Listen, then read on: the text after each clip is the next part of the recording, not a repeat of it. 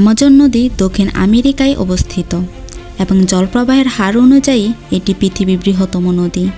এর উৎসস্থল পেরুর আন্দিজ পর্বতের নেভাদো মিসমি নামক চূড়া হতে।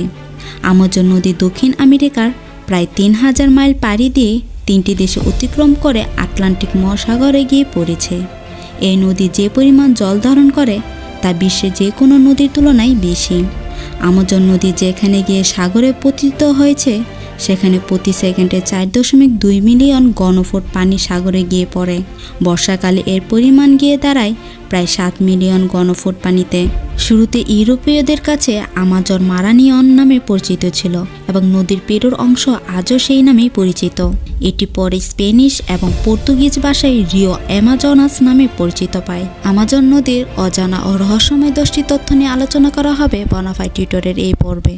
আপনি যদি বনাফাইড টিউটর চ্যানেলে নতুন হয়ে থাকেন তাহলে অনুরোধ করব সাবস্ক্রাইব করে পাশে থাকা বেল আইকনটিতে ক্লিক করুন পরবর্তী নোটিফিকেশন পাওয়ার জন্য।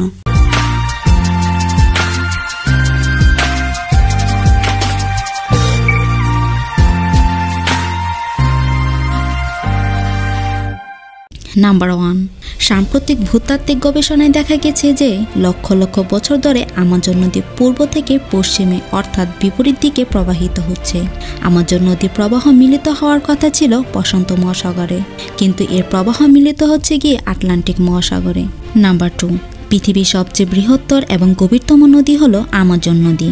এটি ব্রাজিল, কলম্বিয়া, পেরু এই 3টি দেশের 12টি শহরের মধ্যে দিয়ে অতিক্রম করে আটলান্টিক মহাসাগরে গিয়ে মিলিত হয়েছে।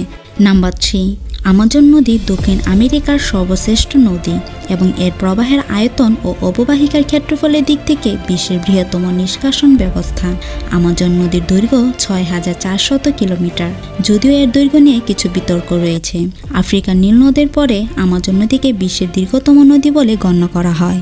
নাম্বার 4, আমাজন নদীর ওপর বার্ষিক 2টি বন্যা হয়। পেরুডিয়ান আন্তিজ যেখানে অক্টোবর থেকে জানুয়ারি মাস পর্যন্ত বৃষ্টিপাত হয় এবং ইকুয়েডর আন্তিজ যেখানে মার্চ থেকে জুলাই মাস পর্যন্ত বৃষ্টিপাত হয়। এই সময়ে আমাজন নদী প্রতি সেকেন্ডে 7 মিলিয়ন ঘনফুট পানি আটলান্টিক মহাসাগরে মিলিত করে।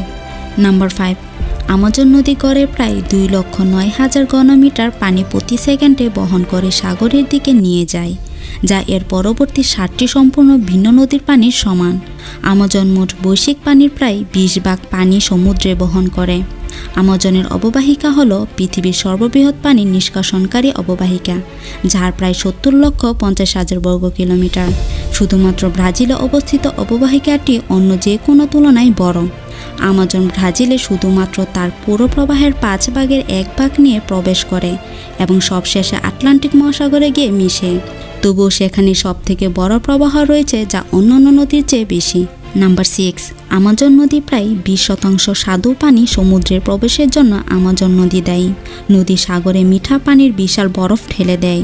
প্লুম প্রায় 400 কিলোমিটার লম্বা এবং 100 থেকে 200 কিলোমিটার চওড়া। নাম্বার 7, আমাজন নদীর 1100-টিরও বেশি উপনদী রয়েছে, যার মধ্যে 12টি নদী 1500 কিলোমিটার দীর্ঘ। আমাজন নদীতে 100টিরও বেশি প্রজাতির বৈদ্যুতিক মাছ আছে।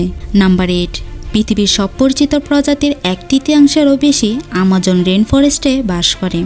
জীববৈচিত্র্যের দিক থেকে এটি বিশ্বের সবচেয়ে ধনী গ্রীষ্মমণ্ডলীয় বন। আমাজন নদীতে প্রায় 5600-টিরও বেশি প্রজাতি ছিল এবং প্রতি বছর 50টি নতুন প্রজাতি আবিষ্কৃত হয়। হাজার হাজার প্রজাতির মাছ, এছাড়াও নদীটিতে কাঁকড়া, শেওলা, কচ্ছপ এবং বিভিন্ন প্রজাতির সরীসৃপ রয়েছে। নাম্বার 9, আমাজন নদীর গোলাপি ডলফিনকে তাদের মধ্যে সবচেয়ে বুদ্ধিমান প্রাণী বলে মনে করা হয়, যার মস্তিষ্কের ক্ষমতার মানুষের চেয়ে 40% বেশি। লবণাক্ত পানি এবং স্বাদু পানির ডলফিন উভয় মানুষের সাথে ইতিবাচক এবং নতুন নতুন দক্ষতা শেখার জন্য পরিচিত।